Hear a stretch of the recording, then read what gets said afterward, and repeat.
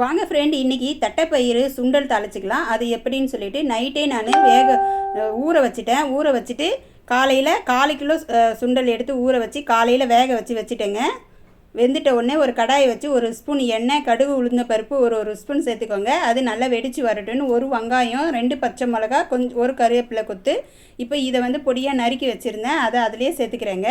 கடுகு, உளுத்தம் பருப்பு வெடித்த உடனே அதை சேர்த்து மிக்ஸ் பண்ணிக்கலாம். கொஞ்சம் ரோஸ்ட் ஆகட்டும் அப்படின்னு சொல்லிட்டு பாருங்கள், கலர் சேஞ்ச் ஆகி வந்துருச்சு. இந்த சமயத்தில் நம்ம வேக வச்சுருந்த அந்த சுண்டல்லையே 1/4 ஸ்பூன் குழம்பு மிளகாத்தூள், உப்பு கொஞ்சம் ஏற்கனவே போட்டுட்ருக்குறோம். அதில் அரை உப்பு நான் போட்டு தான் அரை உப்பு வேக வச்சேன். இப்போ ஒரு அரை உப்பு போட்டு தாளிச்சிக்கலாங்க. இப்போ அந்த வெங்காயம் வதங்கின உடனே இந்த சுண்டலை எடுத்து போட்டுட்டு இப்போ இதை நல்லா மிக்ஸ் பண்ணிக்கலாங்க.